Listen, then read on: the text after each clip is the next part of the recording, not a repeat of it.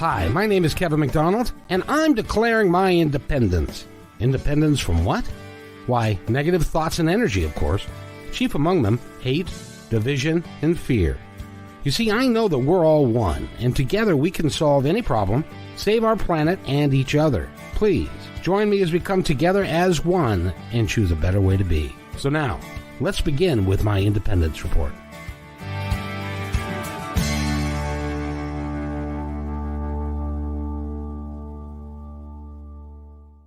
It is now Friday, February 5th. My gosh, how we're going fast this year. February 5th it is already, and I've got a wonderful guest for the entire hour, and her name is Karen Ford, and she knows something about something that we're all, most of us anyway, are scared of, and that is money. Money. And she's actually written a book that was number one in Amazon, which was I just lost that. Karen, what's it? Money matters. Money. It's, well, there you are. Because it does. Now, how did it get to be number one in Amazon? I guess people liked the title and thought that they needed it. So, and they did. You do a lot more than just work with money. You're also a motivational speaker. You're a coach, and you can help people get the lifestyle that they want. And we're going to talk about all of that in the next hour. First of all, welcome to the show, and I'm glad you're here. Oh, thank you so much, Kevin. It's great to be here with you today, even though we're across the U.S. from each other. This is a great thing. It is. You know, I started this 20 years ago. It was 20 years ago today. You know, I think that's a Beatles song. Anyway, I started this a long time ago, and the technology is finally caught up to where we can do something really cool that's live and kind of impact people. So it really is fun, and I'm glad that you're here for us to explore it. So let's talk about Karen. When did you decide that you wanted to learn about finances, to get into, what's your background? Well, actually, that's a great question. I get asked that all the time. I am actually a registered nurse, but I haven't practiced as a nurse for several years. And I'll tell you how this transpired. Actually, I had a friend of mine who said, Karen, you're really good with numbers. You're really good with money. I think you ought to get some more training in that arena. Sometimes when something is natural to a person, you don't always see it as a gift, or it's you. It's just a part of you. And so I said, okay. So I went and got some more training and became a master financial coach. Now, I already know some people are viewing this or listening to this and thinking, what? You're a nurse. How did you get to become a financial coach? But I look at it like this. As a nurse, I help people get healthy physically, but as a master financial coach, I help people get healthy financially. And let's face it, money, everybody needs money. I have not had one person tell me, oh, no, thank you, I don't need any more money, or no, thank you, I don't want any more money. I've never had anybody tell me that yet. And so we have to have money to live. Think about it. You have to have money for shelter, food, clothing. If you have kids, woo, you know how much they are, right? That's expensive to have children. So just a pair of tennis shoes costs $150. I know, it's nuts, isn't it? I mean, really. I used to get the kids that were like $8.99 and from like Walmart or whatever, and now it's the kids won't even wear those. It's right. Like, no, we got to have something that's really cool. So it's hard. So everybody needs money because money equals freedom. Oh, you got that right. And if you have freedom, then you can do with it whatever you choose to do, which is what really is cool. I was reading your bio and reading some stuff on your website. Is it really possible that somebody had 85 credit cards? Actually, they had 86, but let's not forget that other one now. Actually, that was a real day of discovery because I coach people one-on-one, there's a variety of ways of doing that. But this particular couple wanted assistance with their money. And so I am not going to judge. I'm not going to get critical. We've all had issues with money at some time. So I meet with this couple and I ask a variety of questions. And one of the questions I ask is about, your debt. And we list all of those debts. And I was listing them, the balances, the payments each month. And I said, okay, is there anything else? And her face turned beet red. And she said, well, I have some credit cards that he doesn't know about. I said, okay. So I list those down and I don't make a big deal about it. And I said, okay. And then I said, is there anything else? And his face turned beet red.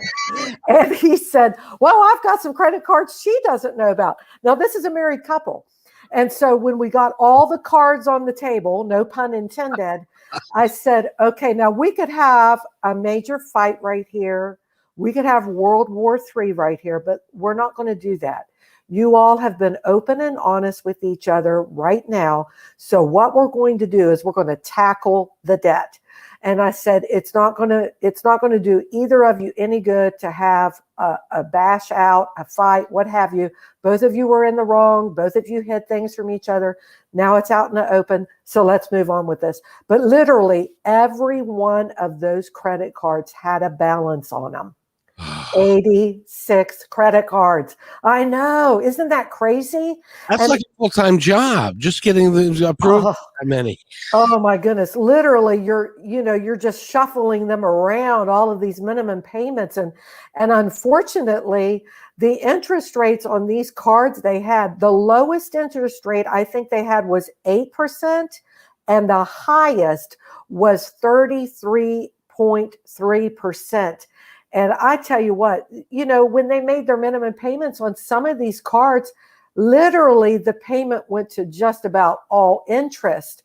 And so I know some people are probably thinking, how in the world did they get 86 credit cards? Why didn't the credit card companies cut them off? Why did they let them have it?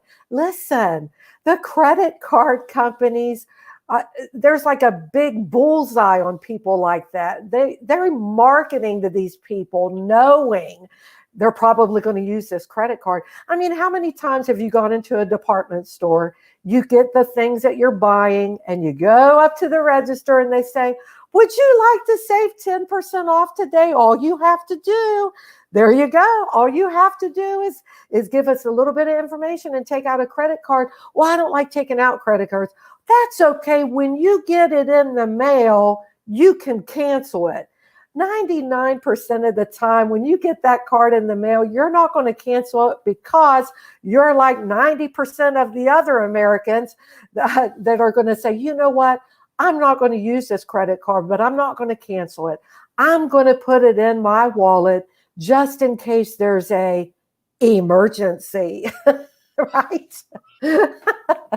And then lo and behold, it's time to buy kids school clothes, or, oh, it's time of year to take a vacation and we didn't save up money for a vacation, but boy, we desperately need a vacation and this is an emergency. So we're going to use that American Express or that MasterCard. Listen, MasterCard is mastering you.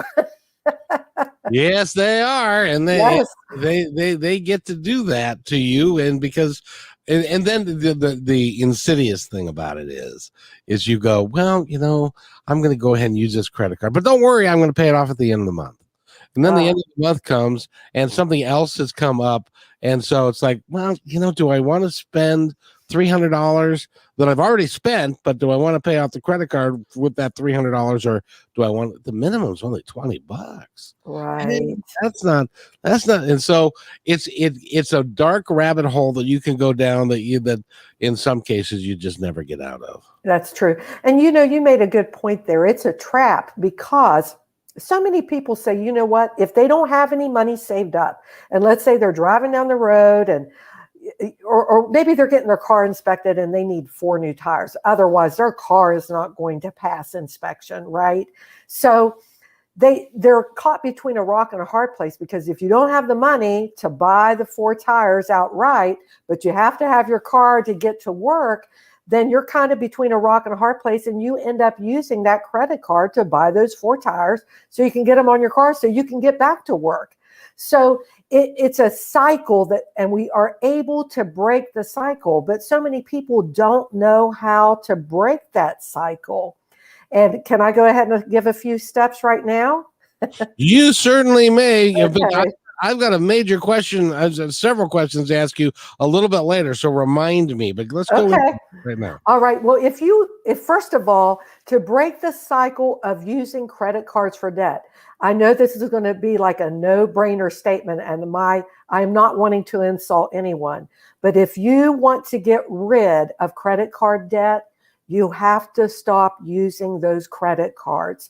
Because if you're making payments each month, but you keep using those credit cards, I know it's a no-brainer statement, but so many times people don't see it. You have to stop using those credit cards. Well, what if I need to get gas in my car use your money, use your debit card. Listen, most places will take a debit card. That means you have the money in the bank. You don't have to use that credit card to get gas. Now, if you don't have any money saved up whatsoever, meaning if you were to drive down the road and end up with a slash tire, it's not just a flat tire that a plug can fix it. You have to replace the tire. Then you need what we call an emergency fund. And the way to do that, depending on what your income is, it's so very important that you start saving up each payday, every week or every 2 weeks, however you're going to do it. Save some money, even if it's $20. Some people are thinking, well, $20 a week or $20 every pay isn't going to be very much. Yes, but you've got to start somewhere. And if you don't start, then you're not going to end up with any type of emergency fund. My recommendation is, if you have no savings whatsoever, get $1,000 in the bank. Well, how am I going to get $1,000 in the bank for an emergency fund? Okay, here's 3 things you can do. Look in your basement, look in your garage, look in your attic. If you have items in any of those areas that you have not used in at least 1 year, yard sale it. Go on Facebook, take pictures of it, sell it, because you can't wait a year to save up $1,000. You need to get $1,000 in the bank right away, straight away, so that if an emergency comes up, you have money on hand to take care of that emergency. Because if you don't have money in the bank for an emergency, you're going to use that credit card. And the way to get rid of credit card debt is, first of all, stop using the credit cards to make purchases. And secondly, get an emergency fund. Some way. Listen, we all have things in our home that we don't use. Well, I might use that someday. Well, that someday hasn't happened in a year. So get rid of it and get some money. You got to have an emergency fund, because you never know whatever's going to happen.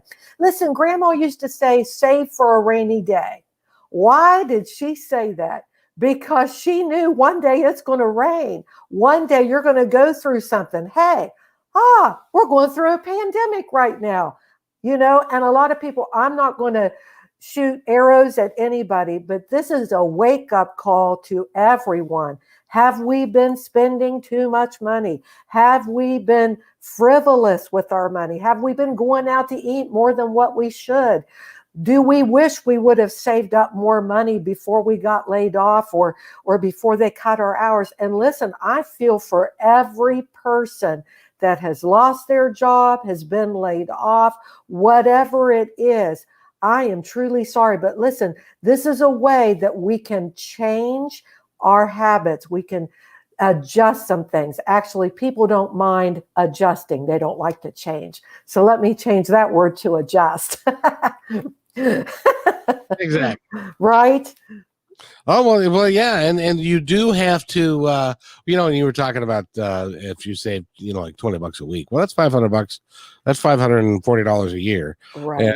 And in 2 years, there's your $1,000. Or, right. But you've got to do something to start somewhere. Now, I consider in some cases, and you tell me in your client base, there are people that use money as a comfort food. Oh boy, yeah. Explain what that is and how you can help people not do that, because that's destructive. Right. You know what happens sometimes, we work 40 plus hours a week, what have you. And if you have kids, there's so many variables there, sometimes with a mate, whatever the case may be.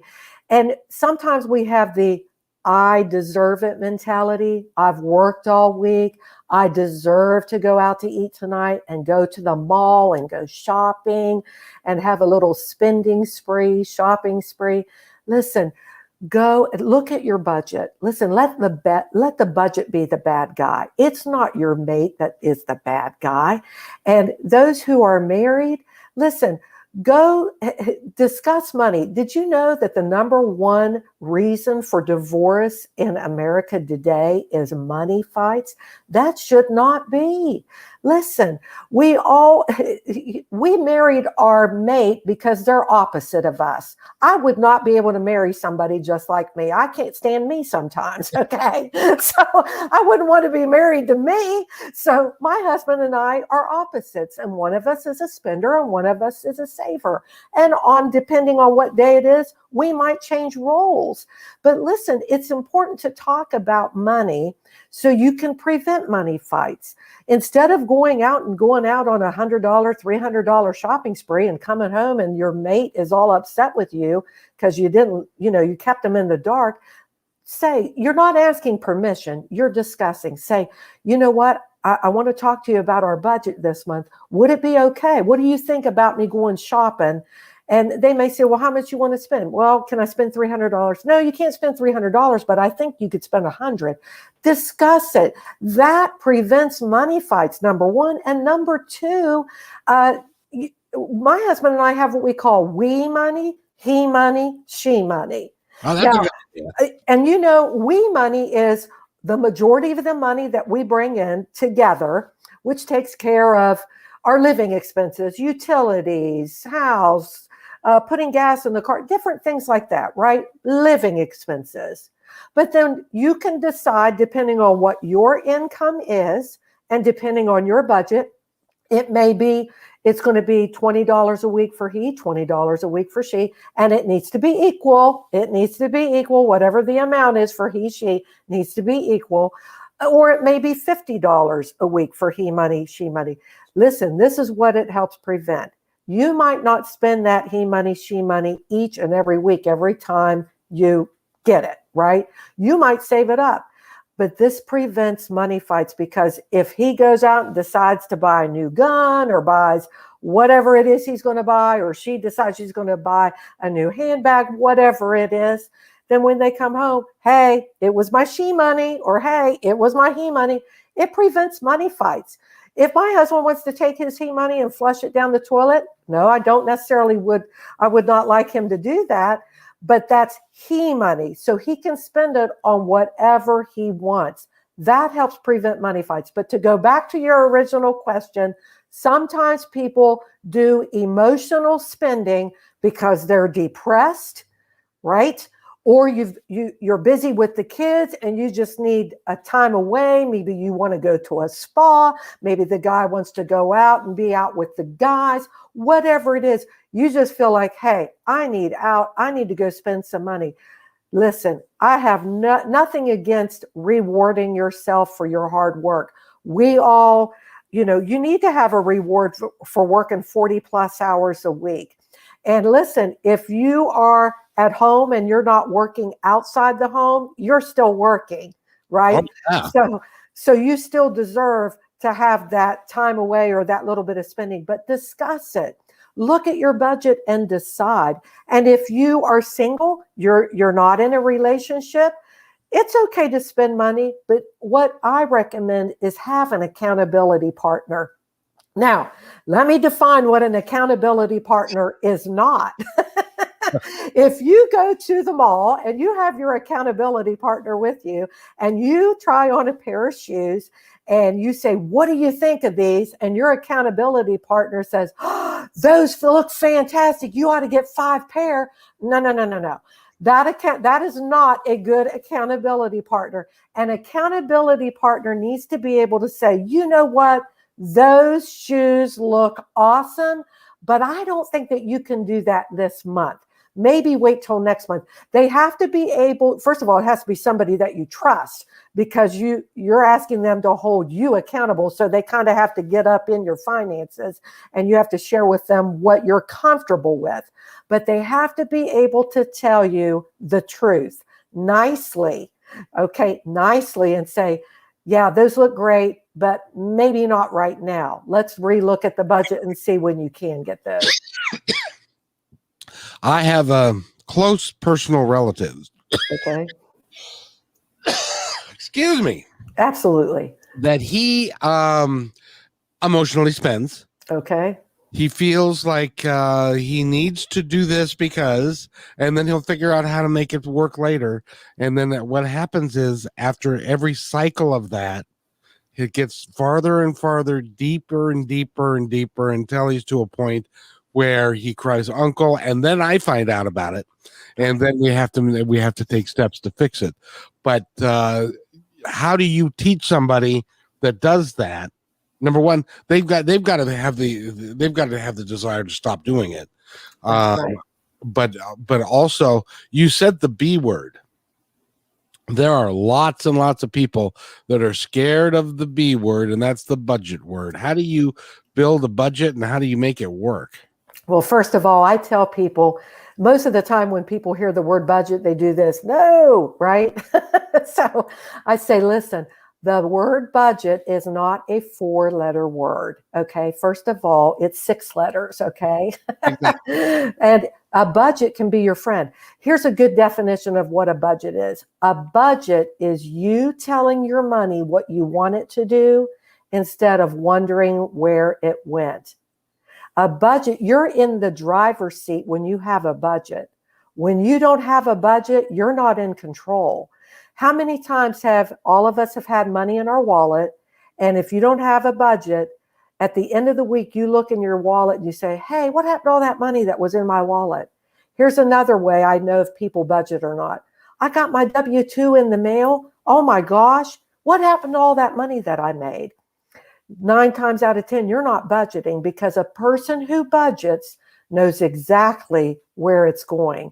Now, I'm not saying that you have to squeeze every nickel and, go down to the fine-tooth comb to every little cent. What I'm saying is you're telling your money what you want it to do.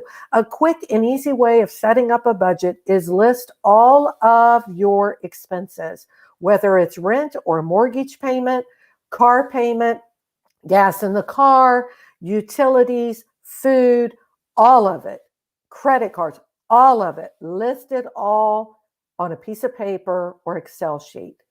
All of those monthly expenses. Write down what is your take-home pay each month, right? Now, a good rule of thumb is your housing should be somewhere between 30 and 35% of your take-home pay. I have coached people literally that their housing is 50% of their take-home pay, and that is way too much. Now, that was their choice. It wasn't because there wasn't any other place to buy or no other place to rent. That was their decision. I have coached people where their truck payment every month is more than what their rent is, okay? I know an $80,000 truck is awesome, and those wheels, it's awesome. But the question is can you afford it? Can you afford it?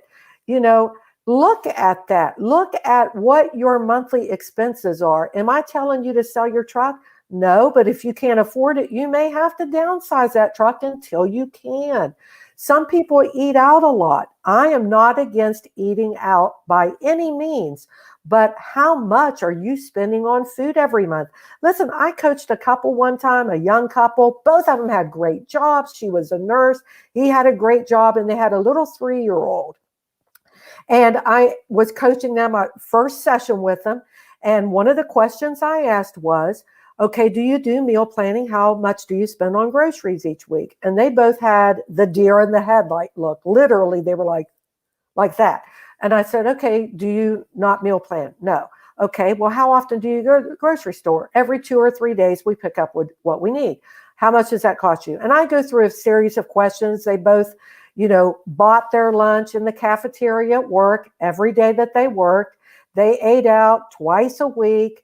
Lots of different things added up. They were spending on food every month $1,500 between grocery store, restaurants, drive-through, all of it. And they did not realize that they were spending that much because it's so easy to use a debit card. It's mindless. You don't really know how much you're spending until you look at the statement, if you decide you're going to look at the statement. And so for a family of 3, $1,500 a month, I said, do you want to adjust this? See, they'll be more than willing to adjust rather than change. And they said, yes. I said, okay, what are you willing to do? I know what I could tell them to do. But see, if I tell them what to do, 9 times out of 10, they're not going to do it.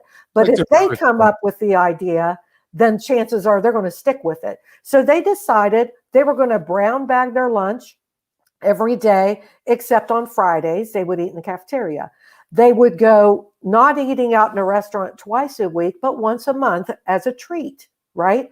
They would eliminate going to the grocery store every 2 or 3 days. I taught them how to do meal planning, and they went to the grocery store once a week with a list. So they went from $1,500 a month down to $600 a month, and they were able to bank $900 a month, which is a great win situation. I'm not against eating out. I'm not against drive-thrus. I'm not against any of that. I do that myself, but make sure it's in your budget. Well, I have to go to work today. I deserve to go to Starbucks because I don't want to make coffee. And yeah, I deserve a double latte with whipped cream and with whatever it's been years since when I go to Starbucks, I get black coffee. But some people, so it's like, all right, so it's $5. That's right. That's $5 a day. I coached a young guy one time, and he was young. He had a great job, and we were going through his expenses. And I thought, where is all this money going? And I just looked at him and I said, do you drink coffee? And he said, yeah. And I said, do you make coffee at home? What do you do? And he said, oh, no, I drive through to get my coffee. I said, how often do you do that? Every day on my way to work. I said, oh, okay. How much does that cost you each time? And he told me he was spending anywhere between $300 and $350 a month on coffee. Now, listen, I love coffee myself. I don't have anything against coffee, but he didn't realize, because again, the debit card is mindless. It's a mindless transaction. He didn't realize he was spending $300 to $350 a month on coffee. So he again had the deer in the headlight moment. And I said, do you want to adjust that? He said, yeah. So he decided, instead of driving through that place every day on his way to work, he would go once a week on Friday into the work week. It's a great treat. And other times he would make coffee at home. It's little adjustments. Usually it's not the big items that get us. Now, granted, if you buy a house that's too much for your budget, that can get you. If you buy a truck and the payment is too high, that can get you. But most of the time, it's the little foxes that spoil the vine. It's the little things that add up. It's the $5 here. It's the $10 there. I get it. Both of you have worked hard all week. You're tired. You come home and you're thinking, oh God, I don't want to cook. I don't want to, because cook, that's work, right? You're done with work. You just got home.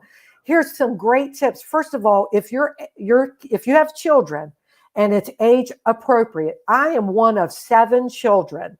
I can remember coming home from school and there would be a note there from my mother saying, put the meatloaf in the oven at 350 degrees at 4 p.m., right? Okay, so this is what we can do.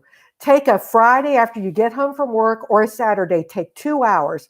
And I'm just giving you ideas. Take 2 hours, already go to the grocery store, come home, make a big vat of soup. Okay, put those in containers and freeze it, and maybe leave one container in the fridge so you have a meal, right? Make a big pot of spaghetti sauce, big pot, so that you have 2 or 3 containers of that, and maybe put some in the refrigerator for a night of spaghetti. You could have a meatloaf, mix it all up, don't bake it, put it in the container, put it in the freezer, and then take it out the day before you're going to put it in the oven. Listen, there are key ways that you can do this. Whole chickens or a pot roast. Do you know crock pot cooking? You can put a chicken or a roast in a crock pot and put it in there of a morning before you leave for work. When you come home, it's done. Cut up potatoes or onions and carrots and put that in there with the chicken or the pot roast, and that is done. If you have kids that are age appropriate, and you'll have to determine that depending on their maturity level. But don't come home and you're the one who's having to do all the housework and the cooking and the cleaning. Listen, my maiden name was White. And just because I was part of the White House, okay, my parents, with 7 kids, you know how much clutter there is with 7 kids. We all had chores, normal things we had to do that we did not get paid for. And my mom and dad did not believe in an allowance. An allowance what? For breathing? No. You are going to have a work ethic, and the sooner you start this, the better off. That way, when they become an adult, they don't have an entitlement mentality. You get paid when you work, right? So all of us had chores we had to do. We had to clean our room. We had to make our bed. After a meal, we didn't have a dishwasher back then. It wasn't until all of us kids left the house that my mom and dad got a dishwasher. I don't know why that is, but because they had 7 of them. We begged them. Mom, why don't you get a dishwasher? She said, I don't need one. I've got 7. So Exactly. my dad would make assignments. You rid up the dishes. That's right. Rid up the dishes. You wash the dishes. You dry the dishes, and you put them away, and you sweep the floor. We all had chores. Those were normal things. But then we didn't get paid an allowance. We got paid for certain things that they stated. Okay, my brothers, if you mow the grass, you are going to get paid this amount of money. If you do this, you're going to get paid this amount of money. Well, how young can you start that? Listen, you can train a 4-year-old to make their bed. Is it going to be perfect? No, not at all. But listen, you could do this. Listen, if you make your bed today, I am going to give you 50 cents. And you know what? That makes that child feel so good. They did something. No, it's not going to be perfect. But they're thinking, wow, I earned 50 cents. You didn't give it to them. They earned it. See the difference with that? And you decide what the normal chores are in your home that they're not going to get paid for because they're a part of the Smith house or the Jones house or the White house or whatever family they're a part of. That way you aren't the one who has to come home and do all of that. Listen, I can remember at 6 years old, I was folding washcloths and dish towels. Was it perfect? No, but I was learning to do that. I can remember when I was 8 or 9, my mother lowering the ironing board and turning on the iron on low, and I was learning to iron handkerchiefs, just squares, right? And so children can learn depending on their maturity level, their age, and of course, you know them better than I do. They're a part of your family. And start attaching that. That way you're not the one who's having to come home after working a long day and having to do all these other things. Children can learn how to do laundry at the age of 10. Put it in the wash, put the soap in there, turn it to this dial. You can even type out instructions or have a cheat sheet or something. That way you're not the ones having to do that. Yeah, but that's not happening today.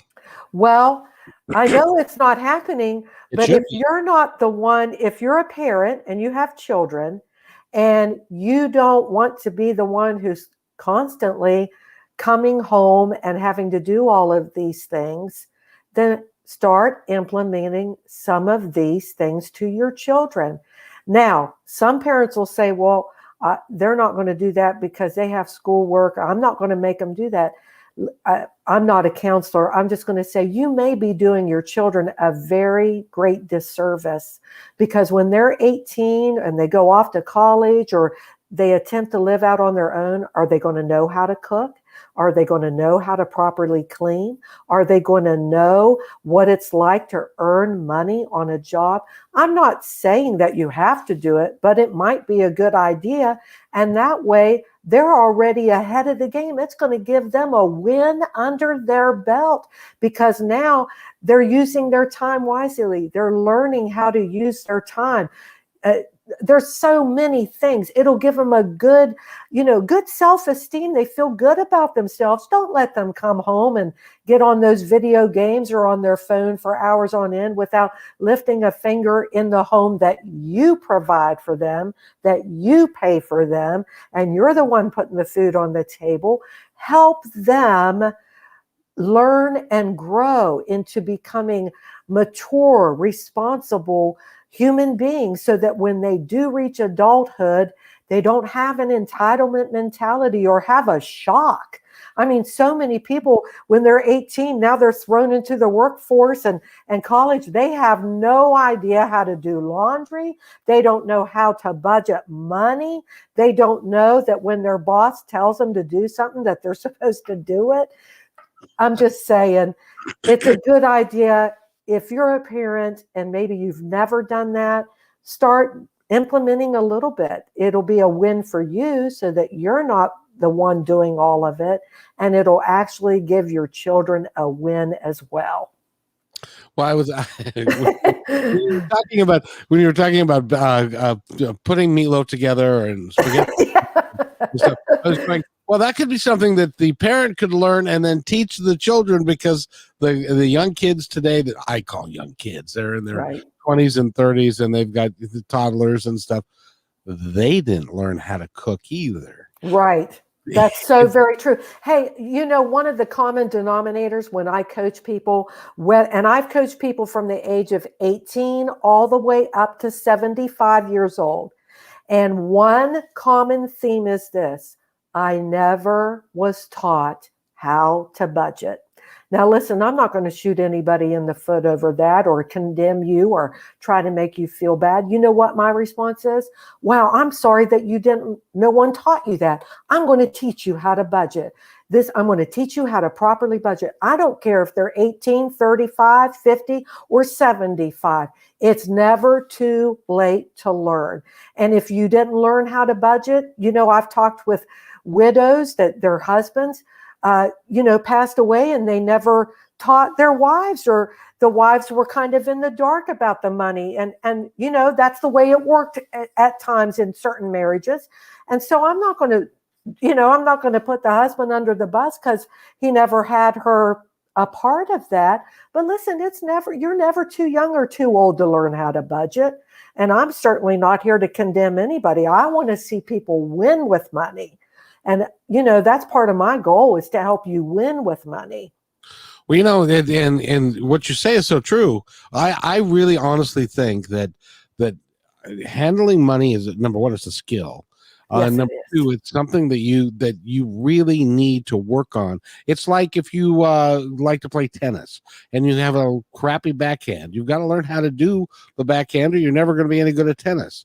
There's a good friend of ours that they were together for 50 years. Okay. He did all the budgeting. He did all the financial stuff. She doesn't even know where the retirement is. He never shared that with her, because, of course, he's going to live forever and she's going to live forever.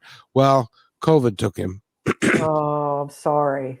And so she doesn't. So she's sitting there and has no earthly idea where the money is, how to get money, it's a crime what he did to her. Because you can't do that to people. So it's great that you're teaching people how to work with money, how to budget money, because money it's whether you like it or not, it's a necessary evil. Oh, you got to have it. That's unfortunate. So if I can encourage married couples, talk with your mate. Make sure both of you are on the same page regarding money, how to get it out of the bank, how to put it in the bank, all of the accounts, that needs to be out in the open. That's unfortunate that this woman lost her husband and is kind of in a clueless arena when it comes to money, because she's going through a grieving process, and now's not the time for her to try to even absorb information on how to budget money. She's going through grieving. And so it's a good idea to make sure when you're in a relationship that your partner is aware, both of you are on the same page with money, so that, God forbid, if something happened to you, then they have access to the money, they know how much money, they know what to do with it, that kind of thing. Yeah. Well, it's like I told you, I think before we started, and people who listen to this podcast know that my brother passed in the fall. I'm sorry. And he had stage 4 lung cancer, so don't smoke, please. In any event, Right. He passed away, and he thought that everything was going to be covered in the will.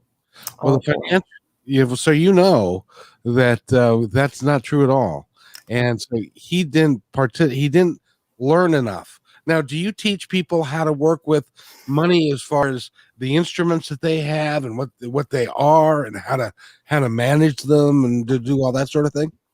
You mean investments? Is that what you're talking about? Not so much investments. It's just the simple knowledge of, like, well, if you have a bank account, Yes, you have somebody be your beneficiary of that bank account, or that's that right. money could get stuck there for years. Right. Absolutely. You need to have a beneficiary on whatever account you have, whether it's a retirement account, checking account, savings. You got to have another person's name on there. If you have a retirement account or annuity, whatever you have, make sure you have a beneficiary. And also, I don't care if you're 20 and you're newly married and no, you're going to live until you're 80. I know after getting married, you don't want to think about dying, leaving each other. But listen, get a will. Honestly, they are not that expensive. Really, they are really not that expensive, and it can be very simplistic. I'm not an attorney, but see an attorney, have them draw up the will, and you can make it very basic. Everything I owed, including house, vehicles, bank accounts, all of that. If either one of us dies, it goes to the other one, right? And then we have in our will that, as well as if my husband and I were to die at the same time, whatever that is, then it would be given to the children. And we have an executor, of the estate, specifically with what we would want them to do with it. So get a will. I know if you're young, you don't want to think about it, but really you'll be. And then you don't have to worry about it or think about it for years. Put it in a safe deposit box. Have a file, some type of file in your home that has, we have a will in safe deposit box at this bank, right? And these are the accounts, what have you. Just have that information. Most people, when they have a marriage license, they put it in a safe deposit box. They don't put it in their kitchen drawer, okay? Anything like that, you want to make sure you have it in a safe deposit box or fireproof safe, something like that, so that, it's not going to be destroyed. It can be gotten to. So yes, absolutely. It's so important to have a beneficiary. Now, you've done things with real estate. Yes. And you flipped houses. Yes. And you can teach people how to do that. Now, I had one question about flipping houses. First of all, in the Great Northwest here, it's expensive to buy a house. In the house that I paid in the 80s, I paid $111,000 for, is now worth $475,000. Yes. The house that I grew up in that they bought for $18,000 is now worth $1 million. Yes. How would you possibly flip a house in this environment? Well, first of all, depending on what your income is and your budget is, you're probably not going to buy a $400,000 home and expect to do a few things to it and flip it for $1 million, unless you're in a really great area. There's different ways of acquiring properties. First of all, you can go through a real estate agent. You can look for foreclosures. You can look for, and this is where I personally like to buy properties, is through the state auditor office. And I actually have written 4 books. One of the books actually has to do with real estate, flipping, buying, all of it. It's called You Can Do It. And it's also on Amazon. I hope you don't mind me letting people know that. Absolutely not. But this book, you can buy properties through foreclosures, and then the state auditor auction. Every state has what we call a state auditor. And one of the duties of a state auditor is they end up with properties where people didn't pay their real estate taxes on it for whatever it means. Maybe Aunt Mary passed away and nobody knew she had this particular property, therefore nobody paid taxes on it. For whatever reason, people decided, I'll just let that property go. Whatever the reason is, they didn't pay property taxes. And the state auditor office ends up with these properties. Well, they're not in the real estate business. They want them off the books. So in the state in which I live, and you would have to check in whatever state you live, they auction these properties off because they don't want them. They don't want to keep them on the books. And they'll sell them for pennies on the dollar. Oh, wow. They might start out at $10 a property, and they might start out at $30 a property, $100 a property. You have to check. In the state of West Virginia, where I live, they have a state auditor auction every year, and they put on their website, the auction for these 3 counties will be this day. The auction for these 3 counties will be this day, et cetera, et cetera. They post these properties a month in advance. That gives me time to research and see where these properties are. Don't buy a pig in a poke. I learned that the hard way. But bidding on these properties, and then you do your due diligence, you end up with the deeds. And then once you get the deed, you go into the property and you evaluate it and say, you know what? I think I can flip this property, or I'm not going to flip this property. I'm going to get my guys in here, empty the house, and then I'm just going to sell it and make some few extra bucks. Now, I'll tell you what I did, and I do not advise anyone doing this. The very first time I went to a state auditor auction, I was excited. I'm a type A personality. I didn't care that I hadn't done the research. I just wanted to buy. Okay. So I had my number and I knew the vicinity of this property, but I had not laid eyes on it. And I put up that card and I got the property. Nobody bid against me. That should have been clue number 1. And I bought this property for $10. So there's some things that are involved after you do the bidding, and the attorney does a title deed search. And then I finally get the deed. I get the deed and I thought, okay, I guess I need to go figure out where you are. So I went and I laid eyes on this property. You already know. It was a mobile home on a lot. So the deed was the mobile home on the lot, right? Okay. On this trailer, this mobile home, was a big sign that said, do not enter. This was a meth house.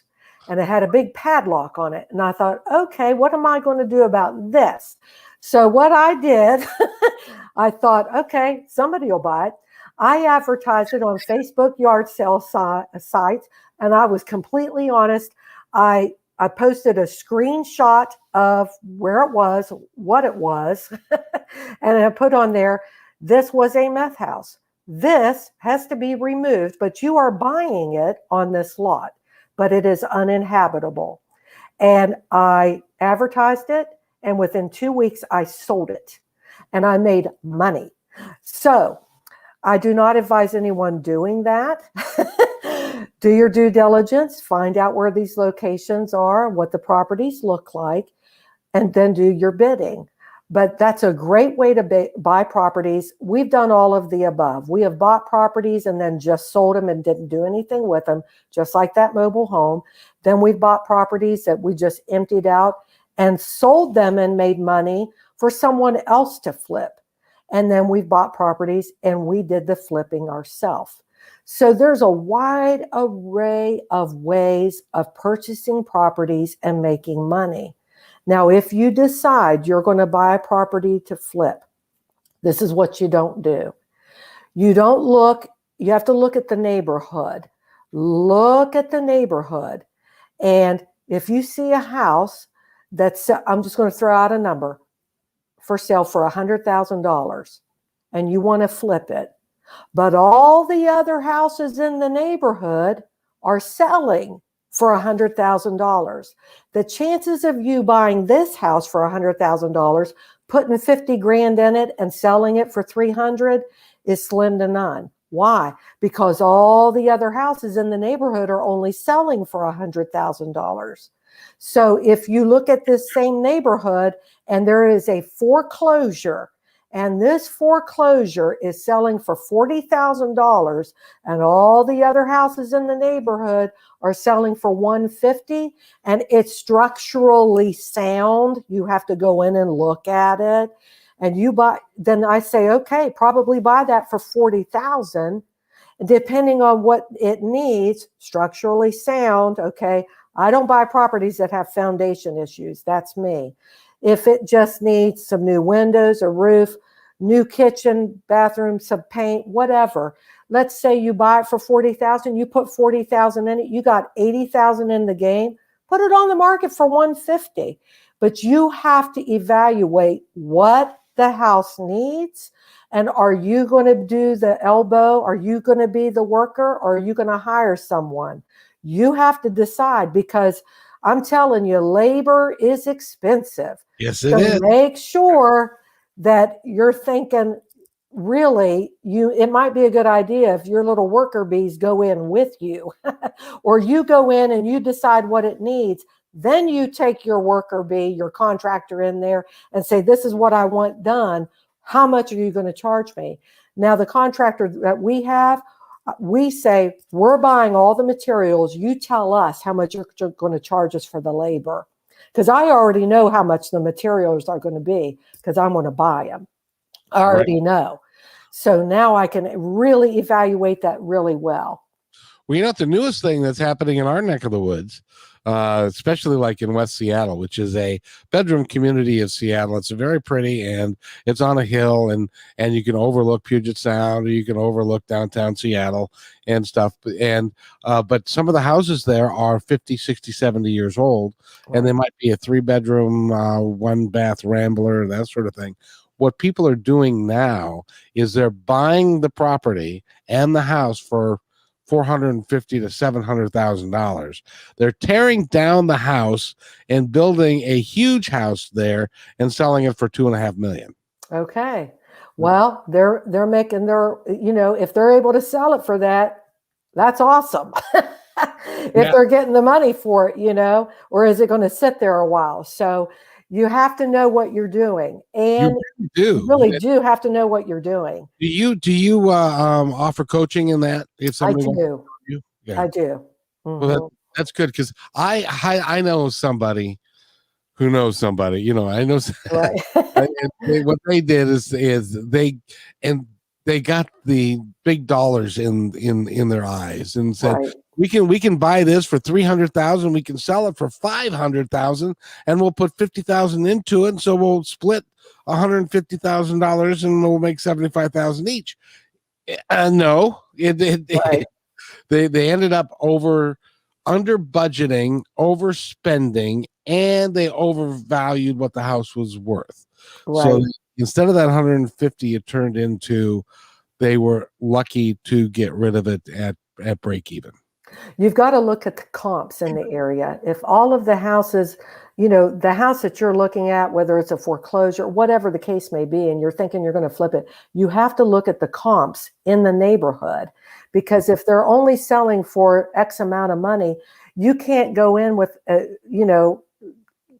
stars in your eyes and thinking, well, I'm going to sell this for $500,000 if all of the houses in the neighborhood are selling for $200,000. It just doesn't work that way.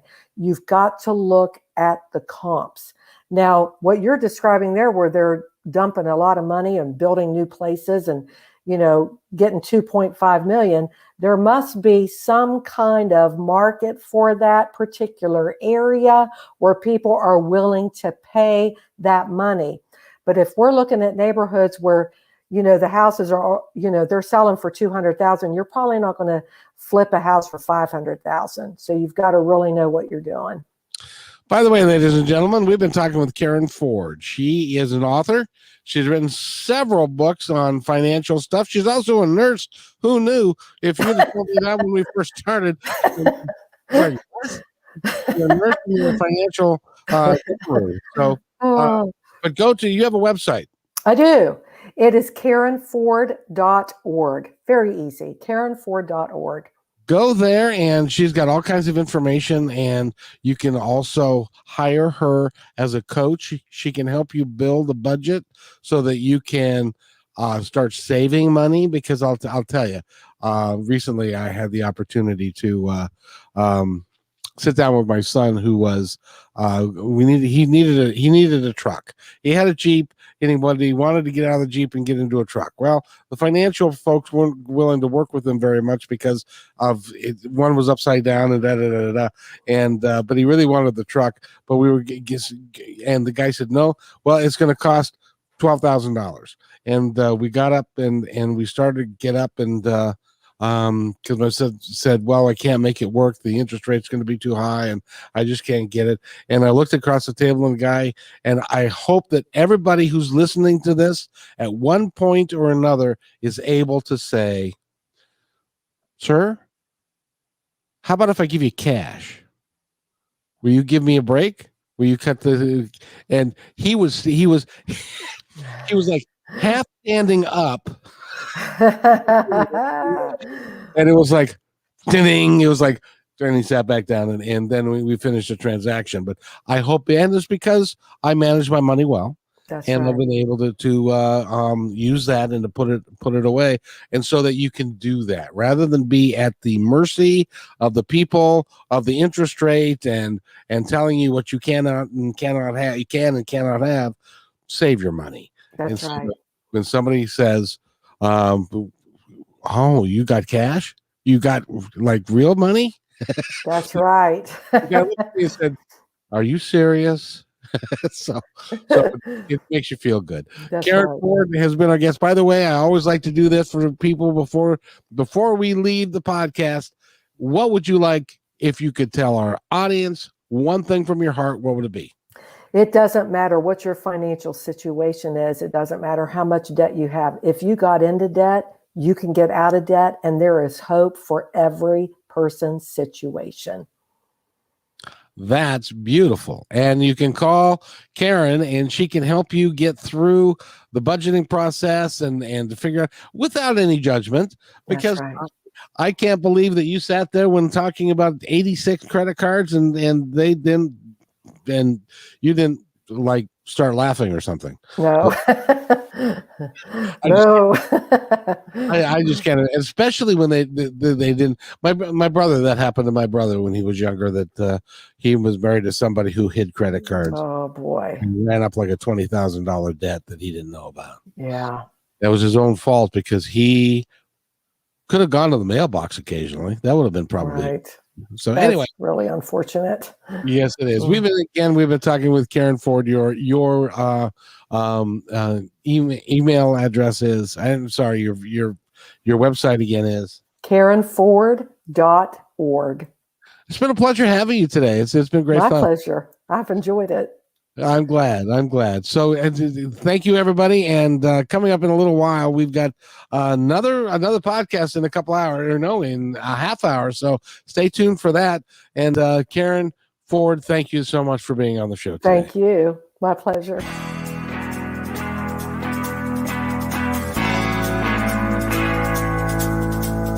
Hey, and thanks for listening to this episode all the way to the end. Hey, pretty cool. Hey, don't forget to follow us so you can receive regular updates and new posts. And remember, take care of each other, because each other's all we've got. See you next time on My Independence Report.